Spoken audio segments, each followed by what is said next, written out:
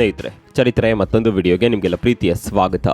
ಬಾಂಗ್ಲಾದೇಶದಲ್ಲಿ ಹಿಂದೂಗಳ ಪರಿಸ್ಥಿತಿ ಅತ್ಯಂತ ಹೀನಾಯ ಸ್ಥಿತಿಗೆ ತಲುಪಿದೆ. ಅಲ್ಲಿನ ಹಿಂದೂಗಳು ಜೀವ ಕೈಯಲ್ಲಿ ಹಿಡಿದುಕೊಂಡು ಬದುಕುತ್ತಿದ್ದಾರೆ. ಯಾವಾಗೇನಾಗುತ್ತೋ ಅನ್ನುವ ಭಯ ಅವರನ್ನ ಕಾಡ್ತಾ ಇದೆ. ಹಿಂದೂ ಅನ್ನುವ ಒಂದೇ ಒಂದು ಕಾರಣಕ್ಕೆ ಕೆಲವರನ್ನ ಜೀವಂತವಾಗಿ ಸುಟ್ರೆ ಇನ್ನು ಕೆಲವರನ್ನ ಅಟ್ಟಾಡಿಸಿ ಹೊಡೆಯಲಾಗ್ತಾ ಇದೆ. ಹೀಗೆ ಬಾಂಗ್ಲಾದಲ್ಲಿ ಹಿಂದೂಗಳ ಮೇಲಿನ ದೌರ್ಜನ್ಯ ಹೆಚ್ಚಾಗ್ತಾ ಇದ್ದಂತೆ ಅಲ್ಲಿನ ಹಿಂದೂಗಳು ಎಚ್ಚೆತ್ತುಕೊಂಡಿದ್ದಾರೆ. ಒಗ್ಗಟ್ಟಿನ ಮಂತ್ರ ಜಪಿಸಿದ್ದಾರೆ. ಅದರಲ್ಲೂ ಮುಂದಿನ ಚುನಾವಣೆಯಲ್ಲಿ ದೊಡ್ಡದಾದ ಪರಿಣಾಮ ಬೀರೋದಕ್ಕೆ ಹಿಂದೂಗಳು ರಣತಂತ್ರ ರೂಪಿಸಿದ್ದಾರೆ. ಇಂಟ್ರೆಸ್ಟಿಂಗ್ ಸಂಗತಿ ಏನ್ ಗೊತ್ತಾ? ಭಾರತದಲ್ಲಿ ಹಿಂದೂಗಳ ಪರವಾಗಿರುವ ಪಕ್ಷ ಅಂತ ಗುರುತಿಸಿಕೊಂಡಿರುವ ಬಿಜೆಪಿ ಈಗ ಬಾಂಗ್ಲಾದಲ್ಲಿ ಕೂಡ ಕಮಾಲ್ ಮಾಡೋದಕ್ಕೆ ಸಜ್ಜಾಗಿದೆ. ಬಾಂಗ್ಲಾದಲ್ಲಿ ಕಮಲ ಅರಳಿಸಲು ಮಾಸ್ಟರ್ ಪ್ಲಾನ್ ಸಜ್ಜಾಗಿದೆ. ಇಂಥದ್ದೊಂದು ಪ್ಲಾನ್ ಸಜ್ಜಾಗ್ತಾ ಇದ್ದಂತೆ ಬಾಂಗ್ಲಾದ ರಾಜಕೀಯದಲ್ಲಿ ಸಂಚಲನವೇ ಸೃಷ್ಟಿಯಾಗಿದೆ. ಬಾಂಗ್ಲಾದ ಹಿಂದೂಗಳ ಪರವಾಗಿ ಧ್ವನಿ ಎತ್ತಲು ಪಕ್ಷವೊಂದು ಸಜ್ಜಾಗಿದೆ. ಹಿಂದೂಗಳ ಪರವಾಗಿ ಸಜ್ಜಾಗಿರುವ ಈ ಪಕ್ಷ ಅಖಾಡಕ್ಕಿಳಿಯುತ್ತಿದ್ದಂತೆ ಬಾಂಗ್ಲಾ ಚುನಾವಣೆಯ ಲೆಕ್ಕಾಚಾರಗಳೇ ಬದಲಾಗ್ತಾ ಇದೆ. ಇಲ್ಲಿವರೆಗೆ ಯಾವೆಲ್ಲ ಪಕ್ಷಗಳು ಗೆಲ್ಲುತ್ತೆ ಅಂತ ಅಂದಾಜಿಸಲಾಗಿತ್ತು, ಆ ಪಕ್ಷಗಳಿಗೆ ಈಗ ಸೋಲುವ ಭೀತಿ ಶುರುವಾಗಿದೆ. ಗೆಲುವು ನಮ್ಮದೇ ಅಂತ ಹುಮ್ಮಸ್ಸಿನಲ್ಲಿದ್ದವರಿಗೆ ಈಗ ಸೋಲುವ ಭೀತಿ ಶುರುವಾಗಿದೆ. ಇಲ್ಲಿವರೆಗೆ ಯಾವ ಲೆಕ್ಕಾಚಾರಗಳನ್ನು ಇಟ್ಕೊಂಡು ಹಿಂಸಾಚಾರ ಮಾಡಲಾಗಿತ್ತೋ ಆ ಪ್ಲಾನ್ಗಳೆಲ್ಲ ಉಲ್ಟಾ ಆಗುವ ಲಕ್ಷಣಗಳು ಕಾಣಿಸ್ತಾ ಇದೆ. ಅಷ್ಟಕ್ಕೂ ಬಾಂಗ್ಲಾದಲ್ಲಿ ಉದಯವಾಗಿರುವ ಆ ಪಕ್ಷವಾದರೂ ಯಾವುದು? ಭಾರತದಲ್ಲಿರುವ ಬಿಜೆಪಿಯೇ ಬಾಂಗ್ಲಾದಲ್ಲಿ ಹೊಸ ಪಕ್ಷವನ್ನ ಸ್ಥಾಪನೆ ಮಾಡಿಬಿಡ್ತಾ? ಈ ಹೊಸ ಪಕ್ಷಕ್ಕೆ ಚುನಾವಣೆಯಲ್ಲಿ ಗೆಲ್ಲುವ ಸಾಮರ್ಥ್ಯ ಇದೆಯಾ? ಎಲ್ಲವನ್ನ ತೋರಿಸ್ತೀವಿ ನೋಡಿ.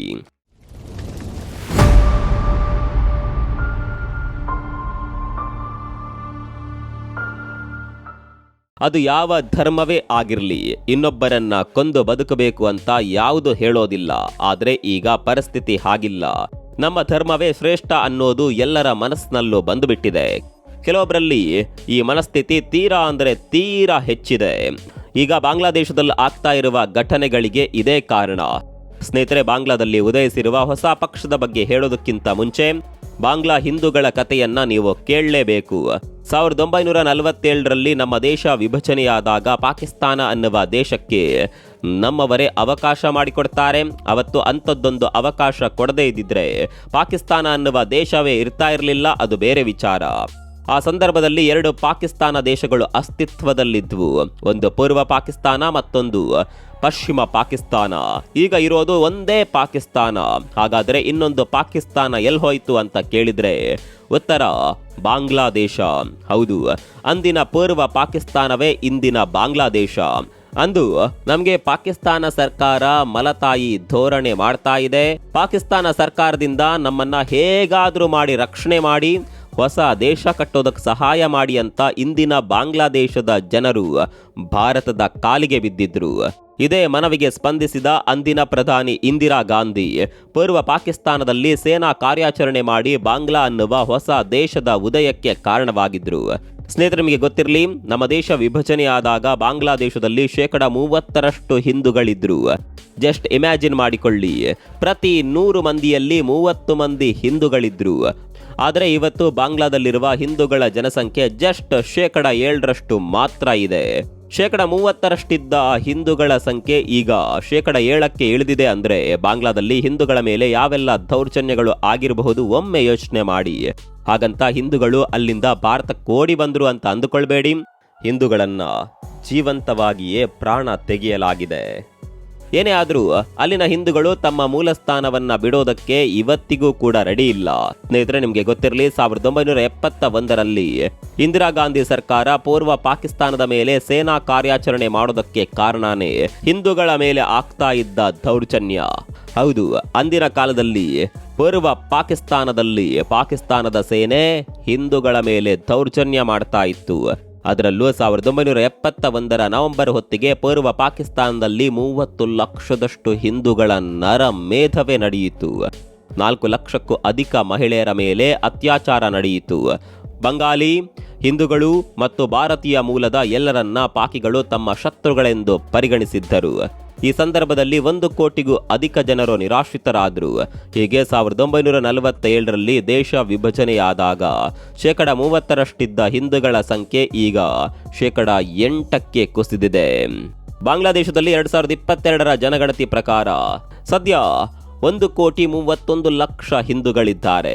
ಈ 78 ವರ್ಷದಲ್ಲಿ 22% ಹಿಂದೂಗಳ ಸಂಖ್ಯೆ ಕುಸಿತವಾಗಿದೆ.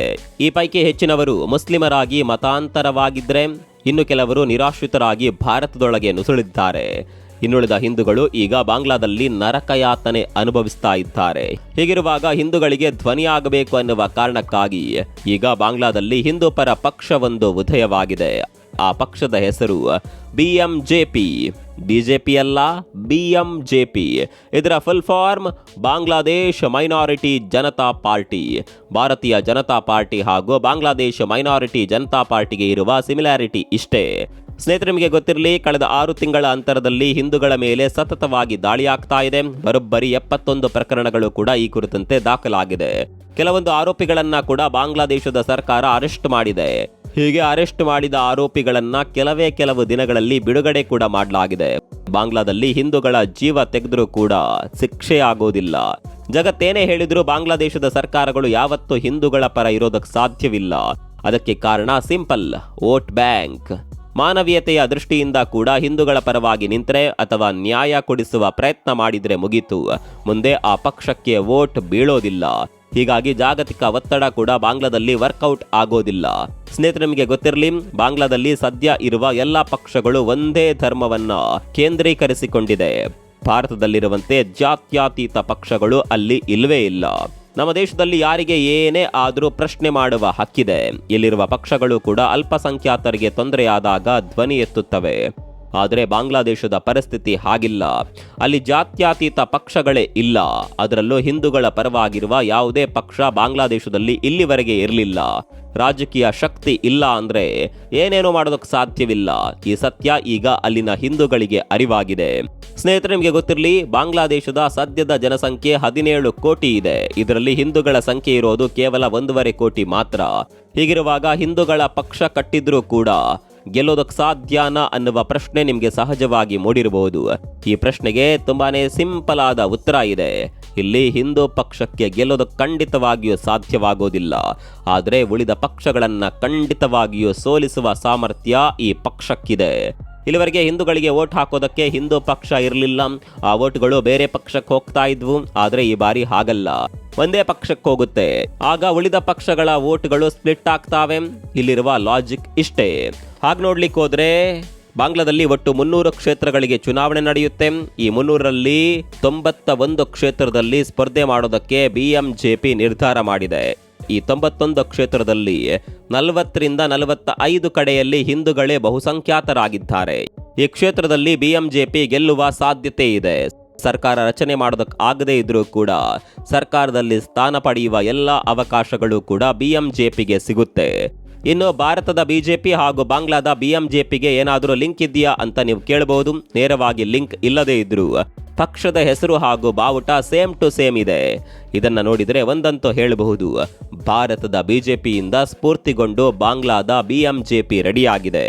ಈ ಪಕ್ಷ ಈ ಬಾರಿ ಚುನಾವಣೆಯಲ್ಲಿ ಸ್ಪರ್ಧೆ ಮಾಡೋದ್ರಿಂದ ಬಾಂಗ್ಲಾದೇಶದ ಚುನಾವಣೆಯ ಲೆಕ್ಕಾಚಾರಗಳು ಬದಲಾಗ್ಲಿಕ್ಕಿದೆ. ಇಲ್ಲಿವರೆಗೆ ಕೇವಲ ಒಂದು ಧರ್ಮವನ್ನ ಓಲೈಕೆ ಮಾಡ್ತಾ ಇದ್ದ ಪಕ್ಷಗಳು ಹಿಂದೂಗಳ ಕಡೆ ಕೂಡ ಅನಿವಾರ್ಯವಾಗಿ ತಿರುಗಬೇಕಾದ ಸನ್ನಿವೇಶ ಸೃಷ್ಟಿಯಾಗಿದೆ. ಒಂದು ವೇಳೆ ಹಿಂದೂಗಳ ಕಡೆ ಮುಖ ಮಾಡದೇ ಇದ್ರೆ ಸೋಲು ಅವರನ್ನ ಆವರಿಸಿಕೊಳ್ಳುವ ಸಾಧ್ಯತೆ ಇದೆ. ಇಲ್ಲಿ ಹಿಂದೂಗಳು ಒಗ್ಗಟ್ಟಾಗಿ ನಿಂತು ಬಿಟ್ರೆ ಉಳಿದ ಪಕ್ಷಗಳಿಗೆ ಖಂಡಿತವಾಗಿಯೂ ತೊಂದರೆ ಆಗುತ್ತೆ. ಬಾಂಗ್ಲಾ ಚುನಾವಣೆಯಲ್ಲಿ ಕೇವಲ 20 ಸೀಟ್ಗಳು ಈ ಪಕ್ಷಕ್ಕೆ ಬಂದರೂ ಕೂಡ ಉಳಿದ ಪಕ್ಷಗಳು ಸರ್ಕಾರ ರಚನೆ ಮಾಡೋದಕ್ಕೆ BMJP ಹಿಂದೆ ಬೀಳಬೇಕಾದ ಅನಿವಾರ್ಯತೆ ಸೃಷ್ಟಿಯಾಗಬಹುದು. ಬಾಂಗ್ಲಾದ ಹಿಂದೂಗಳ ಮೇಲೆ ನಡೀತಾ ಇರುವ ದೌರ್ಜನ್ಯ ಖಂಡಿತವಾಗಿಯೂ ಕಡಿಮೆ ಆಗುತ್ತೆ. ಈ ವಿಚಾರದ ಬಗ್ಗೆ ನಿಮ್ಗೆ ಏನನ್ಸುತ್ತೆ? ಕಾಮೆಂಟ್ ಮಾಡಿ.